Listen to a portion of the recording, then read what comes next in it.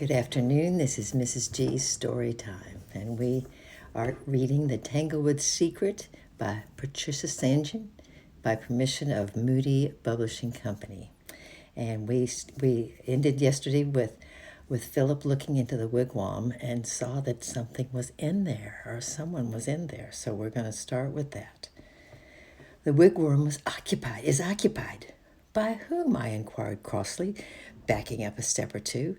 I couldn't exactly see, replied Philip, but I think it's a boy. Well, I said loudly, it's our wigwam, and he'd better come out, because we want to go in. There was a dead silence. You'd better come out, Philip said very loudly and clearly. Still no answer. Perhaps it's a dead body, I suggested. No, it isn't, answered Philip. I saw it scratch itself. It was a long, uncertain silence, and Philip began to giggle. I think I'd better go in and look again, he said. Perhaps he's deaf. He went down on all fours and approached the entrance slowly and carefully. His front half disappeared into the doorway, and another long silence followed. Hurry up, I explained impatiently, taking hold of his back legs in my excitement. Who is he, and what is he doing? We're just staring, said Philip with another giggle. It's a boy, as I said. I say, boy, this is our wigwam, and we're coming in, so you'd better get out. Shout, said a voice from within. Then I shall pull you out, said Philip. Then I shall catch hold of the wall and pull it down with me, answered the voice coolly. Another silence while the rivals stared at each other, and I danced up and down with excitement. Philip broke the silence. I know, he said. Let's have a tournament, like in the history books. A what? Inquired the voice. Its owner didn't seem to know anything about history books. A tournament, repeated Philip. It's like a fight between two people who are having a quarrel. Whoever wins the fight wins the quarrel. You come out and fight, and if I win, you go away. And if you win, you can share the hut. Because after all, we did build it. Our uninvited visitor seemed to like this idea, but I saw Philip wiggle out of the entrance backwards and roll over onto the ground, thus making room for him to come out. Angry as I was, the minute I saw his face in the gap, I liked him and wanted to get to know him. I hope Philip wins, I thought to myself, but all the same, I hope he'll stay and play. I like him. He was a little boy, about as big as me, but the same age as Philip. His clothes were ragged and rather too small for him, but his eyes were as bright as a blackbird's, and his thin face was very brown and covered with freckles.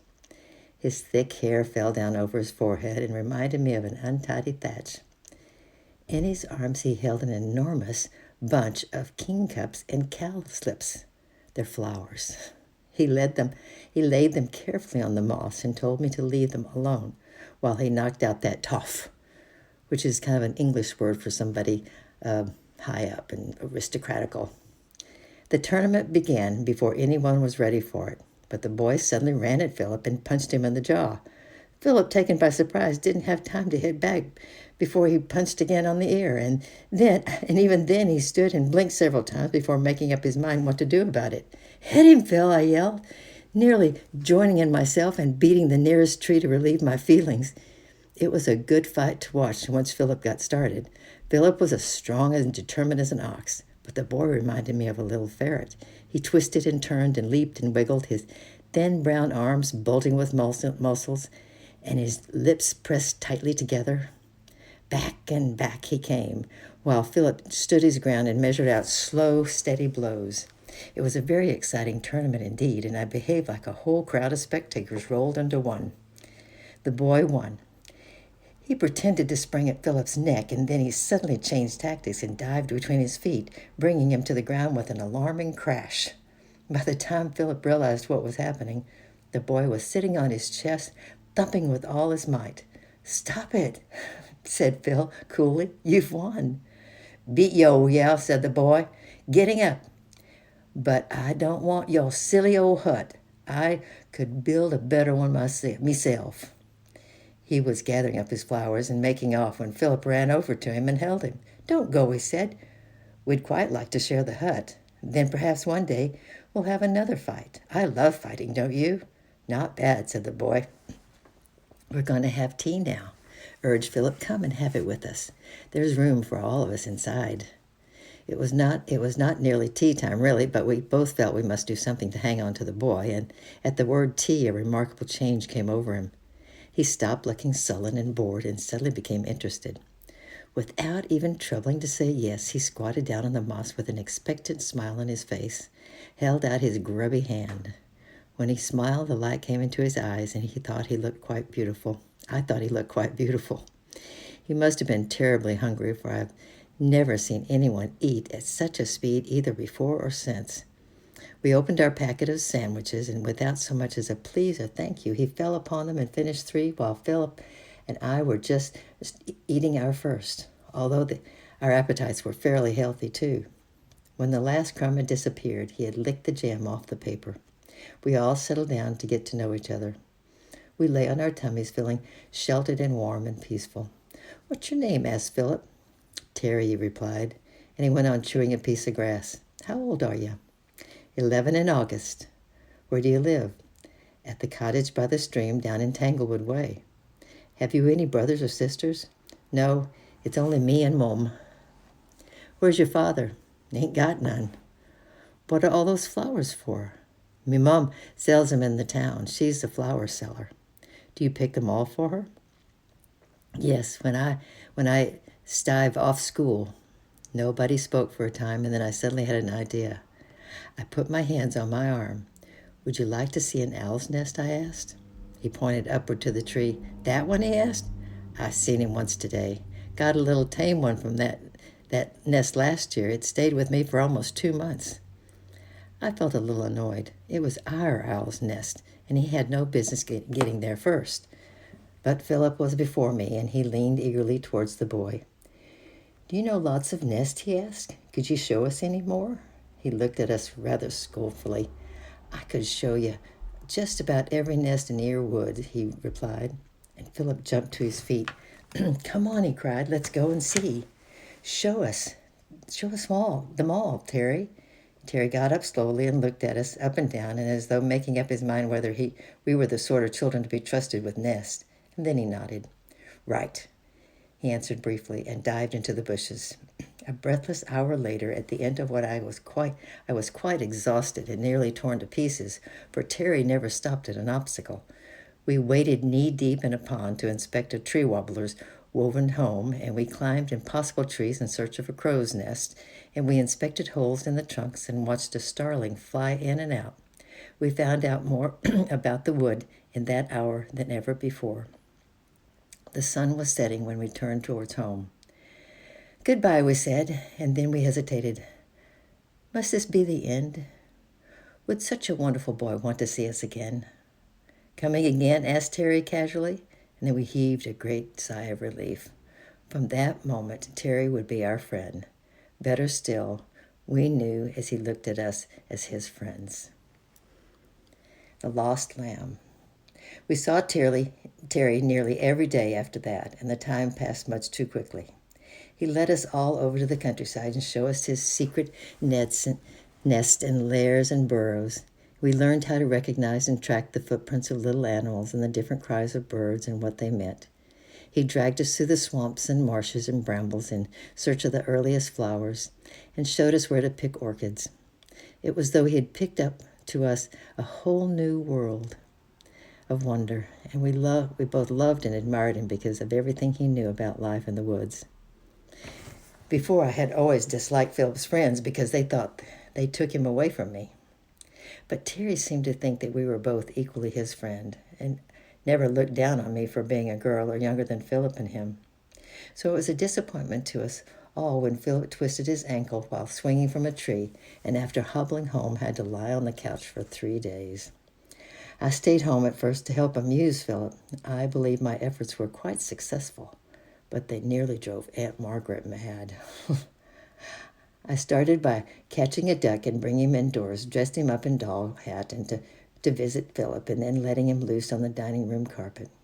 After that, we decided to play soldiers and settle ourselves, one on each end of the dining room with an army of model soldiers and a dozen marbles each. We bombed each other quite happily for a time, and then we suddenly thought that the 4 kittens in the woodshed would make an excellent army horses. I trotted off, returning with an armful of soft, purry black tabby fur, which I had dropped on the carpet. I chose a tabby and a black and white, and Philip had the 2 black ones for his army. We had a marvelous game, and the kittens loved it. They chased after the marbles in all directions, scattering soldiers right and left, and Philip and I shrieked with laughter and scuttled around on our knees, collecting our ammunitions and recapturing the horses. Faster and faster ran the kittens. Fiercer and fiercer grew the battle, when suddenly there was a crash and a splash. The tabby kitten had jumped onto the dangling tablecloth and pulled it, with a vase of flowers on top, all over himself. Philip and I laughed until the tears rolled down our face. Of course, at that moment the door opened and Aunt Margaret came in. She was not amused. 4 very excited little kittens were banished to the coal shed, and 1 very cross little girl was turned out of the house. Philip was given a book and put back on the couch. I decided to go to the woods and see if I could find Terry anywhere, so I squeezed through the gap in the hedge and strolled down the road. I didn't go far into the wood, for the sun was pleasant on the outskirts, and I wanted to pick flowers. I wandered around, dreaming of all sorts of things, until I'd almost forgotten where I was, and it gave me quite a surprise to hear a man's voice quite close to me. I looked up, but he was not calling me. He was standing with his back to me, peering into the bushes.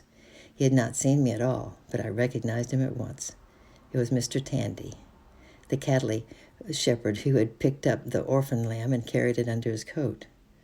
Being rather a nosy child, I wanted to know what he was doing, so I went and stood where he could see me. As soon as he saw me, he smiled broadly. "Why," he exclaimed, "you're the little girl who played with the lamb the other day. And here you are, turned up again, just at the right moment.